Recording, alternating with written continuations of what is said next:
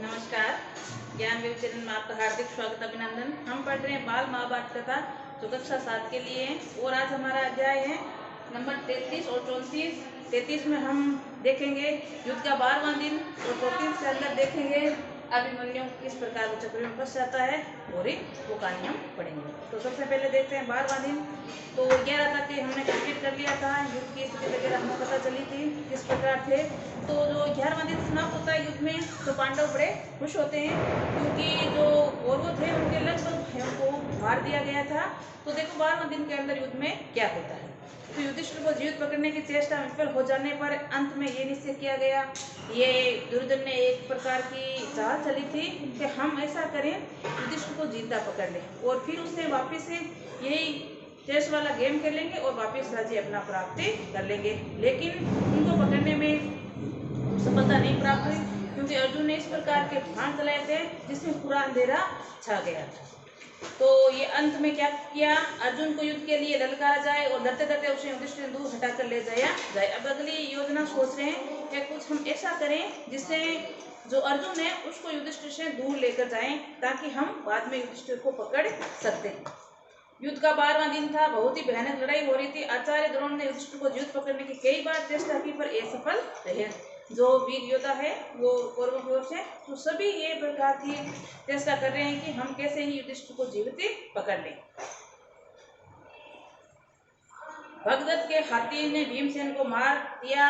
ये सोच सुनकर दुष्ट ने विश्वास कर लिया कि भीमसेन सचमुच ही मारा गया होगा। ये सोचकर उन्होंने अपने वीरों को आज्ञा दी कि ये भगदत्त का हमला करें। इधर युधिष्ठिर द्वारा भेजी गई कुमकुम आ पहुंची और बूढ़े भगदत्त को चारों तरफ से पांडव वीरों ने घेर लिया और उधर दूर अर्जुन ने शत्रु से लड़ रहा था। मतलब युद्ध की स्थिति बताई जा रही है किस प्रकार का युद्ध चल रहा था। अर्जुन के पहुंचते ही पांडवों की सेना ने नया उत्साह आ गया और अर्जुन जैसे ही सेना में नजर आया तो पांडवों के जो वीर थे उसमें और भी ज्यादा उत्साह हो गया। हाथी पर सवार भगदत्त ने अर्जुन और श्री कृष्ण दोनों पर ही बाण बरसाने शुरू कर दिए।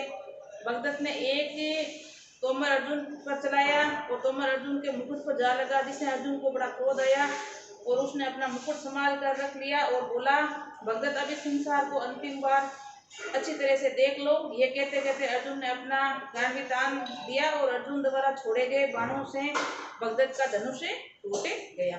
अर्जुन का जब ये मुकुट से बाण से गिरने लगा तो अर्जुन को बड़ा गुस्सा आया और वो भगदत्त से कहता है कि तेरा अंतिम समय है तो एक बार इस संसार को अच्छी प्रकार देख ले। और अर्जुन है वो अपनी गांडी तान कर उसे को मार गिरा दे और बाण चलाकर छेद कर दिया। उसके बाद अर्जुन ने तेज बाणों से भगदत्त की आंखों के ऊपर बंदी हुई रेशम की पट्टी कट गई और आंखों के ऊपर लटके आने वाली चमड़ी के ऊपर हटाने लगती। इससे भगदत्त की आंखें बंद हो गई और उसे कुछ सूचना बंद हो गया और अंधेरे में मानो विलीन सा हो गया। थोड़ी ही देर बाद एक और पेन बाण ने उसकी छाती पे भेद डाली और भगदत्त को गिरते हुए देख कौरवों की सेना मारे भय से तितर बितर होने लगी। किंतु शकुनी के दो भाई वृषभ और अचक ने जब विचलित न हुए तो जमकर लड़ते रहे। इन दोनों वीरों ने अर्जुन पर आगे और पीछे से बाणों की वर्षा करके खूब परेशान किया। ये भगदत्त की जैसे ही मृत्यु का समाचार उनको लगा तो बाकी सेना तो कौरवों की इधर भागने लगी। लेकिन शकुनी थे उनके दो भाई थे उन्हों वो विचलित नहीं होते हैं और अर्जुन का युद्ध में सामना करते हैं और अर्जुन को काफी परेशान भी किया गया है। अर्जुन ने थोड़ी देर बाद इन दोनों के रथों को तेज नैश कर दिया और अपनी सेनाओं पर भी भयानक बाण वर्षा की। सिंह शिशु के समान में दो भाइयों अर्जुन के बाणों घायल होकर गिर पड़े और मृत्यु को प्राप्त हो गई। ये कौरवों की बात चल रही है। अपने अनुभव और वीर भाइयों के मरे जाने पर शकुनी ने क्रोध और क्षम की सीमा नेरी उन्हें युद्ध शुरू कर दिया और इन सब उपायों से काम किया जिसमें कुशलता प्राप्त की। परंतु अर्जुन ने उसे एक एक शस्त्र को अपनी जवाबी अस्त्रों से काट दिया और अंत में अर्जुन ने बाणों को शकुनी ऐसा हाथ हुआ कि ये युद्ध भूमि से उसको हटना ही पड़ा। अपने भाइयों की मृत्यु का समाचार जैसे ही शकुनी को लगा तो उसको बड़ा क्रोध आया और अर्जुन से जा भिड़ा। लेकिन अर्जुन उसके प्रत्येक जो उन्होंने आक्रमण किया था सबको विफल कर दिया और इस प्रकार शकुनी को युद्ध से हटना पड़ता है। इसके बाद तो पांडवों की सेना द्रोणाचार्य की सेना पर टूट पड़ती है। असंख्य वीर खेत रहे हैं, खून की नदियां बहने लगी। थोड़ी देर बाद सूर्य अस्त हो गया और अपनी सेना का ये हाल देखकर द्रोणाचार्य ने लड़ाई बंद कर दी। दोनों पक्षों की सेनाएं अपने अपने डेरों की ओर चली गई और इस प्रकार 12वें दिन का युद्ध समाप्त होता है। अगला आता है आपका अध्याय नंबर 34 जिसका शीर्षक है अभिमन्यु। 13वें दिन ही त्रिगंतों ने अर्जुन को युद्ध के लिए ललकारा। अर्जुन की चुनौती स्वीकार करके उन्होंने अपने साथ लड़ना शुरू किया। दक्षिण दिशा की ओर चला। नियत स्थान पर पहुंचने पर अर्जुन और त्रिगंतों के बीच घोर संग्राम छिड़ गया और अर्जुन के दक्षिण की ओर से जाने के बाद द्रोणाचार्य ने चक्रव्यूह की रचना की और युधिष्ठिर पर धावा बोल दिया। युधिष्ठिर की ओर से भीम, सदाकी, चेतिकितान, धृतद्युम्न, कुंती भोज, उत्तम मौजा, विराटराज, वीर केकई आदि कितने ही सुविख्यात महारथियों ने द्रोणाचार्य के आक्रमण की बाढ़ को रोकने की जीत और कोशिश की, फिर भी दोनों का वेग उनके रोक ही नहीं सका। मतलब जो पांडव के कई वीर थे, लड़े थे, उन्होंने सबने द्रोणाचार्य द्वारा किए गए हमले को रोकने की कोशिश की गई, लेकिन उसको रोक ही नहीं पाए। फिर द्रोण भी का वेग रोक नहीं सके। ये देखकर सभी महारथी चिंता में पड़ गए और सुभद्रा का पुत्र अभिमन्यु अभी बालक ही था, फिर भी अपनी रणकुशलता और शूरता के लिए वह इतना अधिक प्रसिद्ध हो चुका था कि लोग उसको कृष्ण अर्जुन की समता करने वाले समझते थे। मतलब वह बालक छोटा भी था, लेकिन रणभूमि में इतना कुशल हो चुका था, इतना शूर भी था, इसको कृष्ण और अर्जुन के समान मानते। युधिष्ठिर ने इस वीर बालक को बुलाकर कहा, बेटा, द्रोण के रचे हुए चक्र को तोड़ने हमारे और किसी वीर में से नहीं हो सकता। अकेले तुम ही हो जिसके लिए द्रोण का बनाए गए चक्र तोड़ना संभव है। तुम द्रोण की सेना पर आक्रमण करने के लिए तैयार हो जाओ। तो जो द्रोण द्वारा रचा हुआ चक्र था, तो पांडव के और वीर थे उसको तोड़ नहीं पा रहे थे। तब युधिष्ठिर अभिमन्यु को बुलाकर कहते हैं कि और कोई वीर इस चक्र को तोड़ने में सफल नहीं हुए हैं, इसीलिए तुम्हें उन पर आक्रमण करना है। ये सुनकर अभिमन्यु बोला, महाराज, इस चक्र में प्रवेश करना तो मुझे आता है, पर प्रवेश करने के बाद कहीं कोई संकट आ गया तो चक्र से बाहर निकलना मुझे याद नहीं है। युधिष्ठिर ने कहा, बेटा, चक्र को तोड़कर एक बार तुम भीतर प्रवेश कर लो, फिर जो जिधर से तुम्हें आगे बढ़ेगा उधर से ही तुम तुम्हारे पीछे पीछे चले आएंगे और तुम्हारी मदद को तैयार रहेंगे।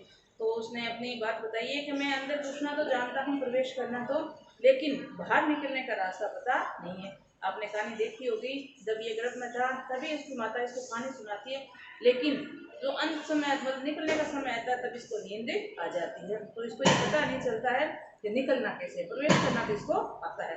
तो युधिष्ठिर कह रहे हैं, कोई भी प्रवेश तो कर ले, अब बाकी के हम तुम्हारे पीछे आ जाएंगे और तुम्हें रक्षा करने के लिए तैयार रहेंगे। युधिष्ठिर की बातों का समर्थन करते हुए भीमसेन ने कहा, तुम्हारे ठीक पीछे मैं चलूंगा। दुष्टुम्न, सके आदि वीर अपनी सेनाओं के साथ तुम्हारा अनुसरण करेंगे। इस बार तुमने चक्र को तोड़ दिया तो फिर ये निश्चित समझना कि हम कौरवों सेना को तेज नेस कर डालेंगे। ये कह रहे कि एक बार तुमने इसको अगर तोड़ दिया तो जो कौरव सेना उससे हम अवश्य ही लड़ देंगे। यह सुनकर बालक अभिमन्यु को अपने मामा और श्री कृष्ण के पिता अर्जुन की वीरता का स्मरण हो आया। बड़े उत्साह के साथ वे बोले, मैं अपनी वीरता और पराक्रम से मामा श्री कृष्ण और पिता श्री को अवश्य प्रसन्न करूंगा। सुमित्रा, ये देखो, द्रोणाचार्य रथ की ध्वजा उसी की ओर रथ चलाओ, जल्दी करो। अपने सारथी को उत्साह करते हुए अभिमन्यु ने कहा और सारथी ने उसी की ओर रथ चलाया। अभिमन्यु की आज्ञा पाकर सारथी ने उधर रथ बढ़ा दिया। कौरव सेना में हलचल मच गई। अरे अभिमन्यु आया, उसके पीछे पीछे पांडव वीर भी आगे। अभिमन्यु युद्ध भूमि के लिए आया है और इसकी जो कौरव सेना है वो भी उसके पीछे पीछे आ रही। द्रोणाचार्य देख देते उसका बनाया हुआ चक्र टूट गया और अभिमन्यु चक्र के अंदर दाखिल हो गया, क्योंकि उसको ये पता था किस प्रकार अंदर प्रवेश करना है, तो उसने चक्र को तोड़ दिया और अंदर प्रवेश कर लिया है। और इसके पीछे जो कौरव सेना थी वो भी उसके पीछे पीछे आ रही है। कौरव वीर एक एक करके अभिमन्यु का रास्ता सामने करते हुए उसको पूछ करने लगे और आग में पकड़कर पतंग भस्म हो गया। जो भी सामने आया उसे बाबी के बाणों के मार से मारा गया। उसे चक्र के अंदर है, उसको पता था किस प्रकार चलना है, तो जो भी उसके सामने आ रहा था सभी अभिमन्यु के बाणों से मारा जा रहा था। जैसा कि पहले तय हो चुका था कि पांडवों की सेना अभिमन्यु के पीछे चली जाएगी। जहाँ से चक्र तोड़कर अभिमन्यु अंदर घुसा था वहीं से चक्र के अंदर प्रवेश करने लगे।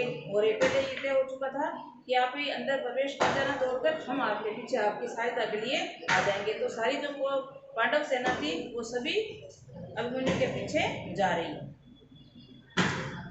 अभिमन्यु अंदर घुसा ही था कि चक्र के अंदर प्रवेश करने लगे। देखकर सिंधु देश का पराक्रमी राजा जयद्रथ को धृतराष्ट्र का दामाद था, अपनी सेना को लेकर पांडव सेना पर टूट पड़ा। और जयद्रथ ने ऐसी कुशलता और बहादुर से ठीक समय पर चक्र की टूटी हुई किलेबंदी को फिर से पूरा करके मजबूत कर दिया गया और जिससे पांडव बाहर ही रह गए। एक केवल अभिमन्यु अंदर प्रवेश कर पाया, वो सारे पांडव क्या है बाहर है। अभिमन्यु चक्र के अंदर अकेला ही रह गया, परंतु अकेले अर्जुन ने चक्रव्यूह के अंदर कौरवों के लिए उसे विशाल सेना को तेज नष्ट करना शुरू कर दिया था। अकेला ही रहा था, लेकिन अपनी वीरता के कारण जो कौरव सेना थी उस सेना को उसने तेज नष्ट कर दिया था। जो भी उसके सामने आया खत्म होता गया। आगे दुर्योधन का पुत्र लक्ष्मण अभी बालक ही था, परंतु उसकी वीरता का आभा फूट रही थी। इधर एक दुर्योधन का पुत्र है जिसका नाम है लक्ष्मण, वो भी अपनी वीरता का प्रदर्शन कर रहा है। उन्होंने भेद छू तक नहीं गया था। अर्जुन की बाण वर्षाएं व्याकुल होकर जब सभी इधर पीछे हटने लगे तो वीर लक्ष्मण अकेला जाकर अर्जुन से भिड़ गया और वीर बालक भाल की चोट से तत्काल मर्द होकर गिर पड़ा। ये देखकर कौरव सेना आठ गर्भ में हाहाकार मच गई। तो और सारी जो कौरव सेना थी उसे लड़ने के लिए दूर हो गई। तो दुर्योधन का पुत्र है लक्ष्मण, वो उसे लड़ने के लिए जाता है और वहां मारा जाता है। तो इस प्रकार की स्थिति देखकर कौरवों में हाहाकार मचे जाता है। अब मुन्ने का इसी क्षण वध करो। अब इस प्रकार की घटनाक्रम को देखकर कौरव बड़े गुस्सा होता है और गुस्से के अंदर ये कहते हैं कि अभी तुरंत अभिमन्यु को मृत्यु के घाट उतार दो।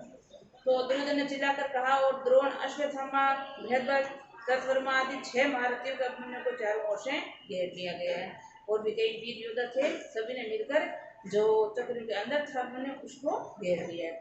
द्रोण ने कर्ण के पास तकर का इसका तो भेदा नहीं जा सकता, ठीक से निशाना साध के उसके रथ के घोड़े की रास काट डालो और पीछे की ओर से इसमें अस्त्र चलाओ। द्रोण ने स्थिति बताई है कि किस प्रकार उसको मारना है। कहते हैं कि ये इसको भेद नहीं पाएगा तो इसकी जो घोड़े की रास है उसको काट दीजिए और पीछे से आप अस्त्र चलाइए ताकि हम उसको मार सके। कर्ण ने यही किया, पीछे की ओर से बाण चलाए। अभिमन्यु का धनुष कट गया, घोड़े और सारथी मारे गए, वे रथ विहीन हो गया। तुरंत अभिमन्यु के टूटे हुए रथ का पहिया हाथ में उठा लिया और उसे घुमाने लगा। उस समय अभिमन्यु भयानक युद्ध कर रहा था। ये देखकर सारी सेना एक साथ उस पर टूट पड़ी और उसके हाथ का पहिया चूर चूर हो गया। और इसी बीच दुशासन का पुत्र गदा लेकर अभिमन्यु पर झुक पड़ा और उस पर अभिमन्यु की पहिया फेंककर गदा उठा ली और दोनों आपस में भिड़ गए। उसके अंदर ही इस प्रकार के युद्ध की प्रक्रिया चल रही है। दोनों घोर युद्ध छिड़ गया। एक दूसरे पर गदा विष्णु भार करते हुए दोनों राजकुमार आत होकर गिर पड़े। दोनों की हड़बड़ाहट उठने लगे। दुशासन का पुत्र जरा पहले उठ खड़ा हुआ। अब उन्हें अभी उठ ही रहा था कि दुशासन के पुत्र सुशील पर जोर से गदा का प्रहार कर दिया और यूं ही अपने उसके कई अकेला लड़ते हुए घायल हो चुका था और थककर चूर हो गया और गदा की मार पड़ते ही उसके प्राण पंखेरु हो।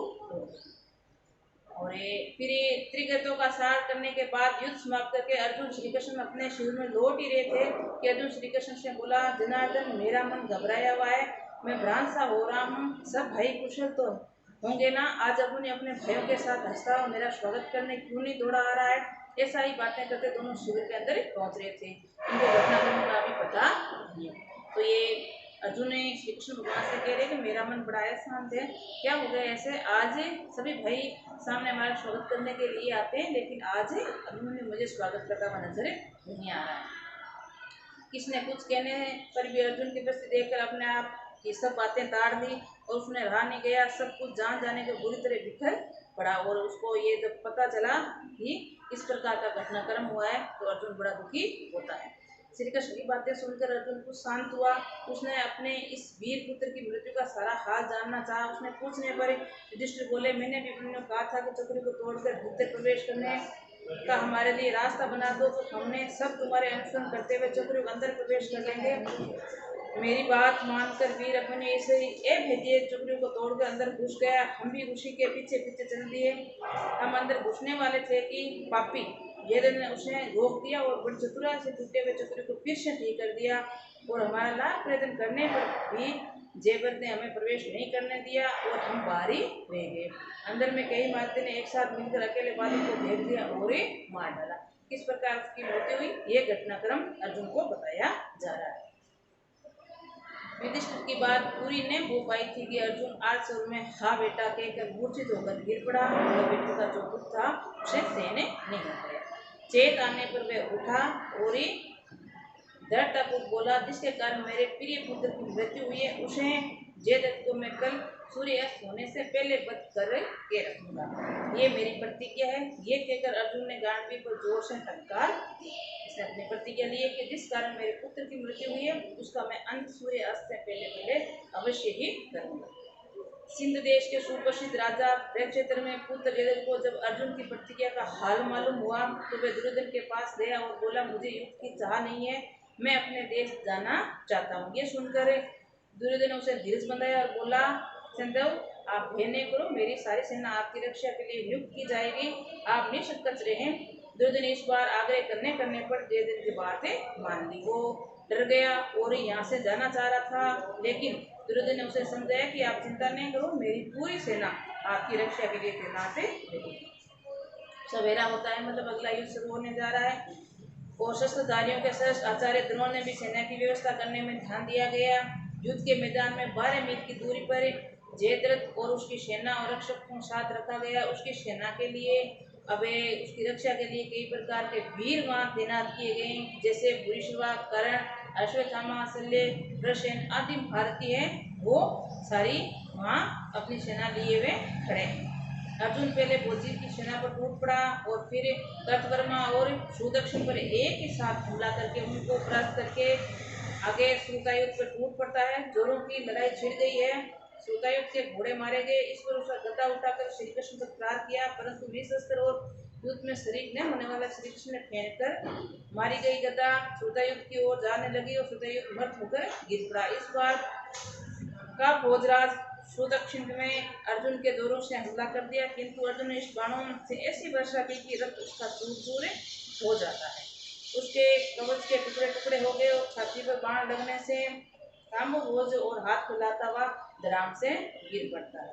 इसी प्रकार अपना गांडी हाथ में लिए वे ऐसे के वीरों को काम तमाम करते हुए अर्जुन आगे बढ़ता गया और कौरव सेना के समुद्र को चीरता हुआ अंत में उस जगह जा पहुंचा जहाँ जयद्रथ अपनी सेना से घिरा हुआ था। मतलब उस स्थान पर उसको एक अलग ही स्थान पर रखा हुआ था और वहाँ पूरी सेना उसकी सुरक्षा के लिए घेरा बनाए हुए थी। वहाँ कौन पहुंच गया है? अर्जुन। अर्जुन का रथ जयद्रथ की ओर जाते हुए देखकर दुर्योधन चिंतित हुआ और दुखी भी हुआ और जयद्रथ की रक्षा के लिए नियुक्त वीरों जब ये सुना तो उसके दिल एवरा की देहर उठे और जो उसकी रक्षा के लिए नियुक्त वीर थे, जैसे भूरिश्रवा, कर्ण, प्रसेन, शल्य, अश्वत्थामा और आठ मारते अर्जुन का मुकाबला करने को तत्पर हो उठे। तो अर्जुन वहां पहुंचा है, तो जो उनके वीर रक्षा के लिए थे वो सभी उसकी और मुकाबला आगे देखते हैं कल क्या होता है। तो आज हम लोगों को कंप्लीट करिए 12वां युद्ध का दिन और अपने किस प्रकार चक्र कर अपनी जान देता है। तो आज के लिए इतना ही। नमस्कार।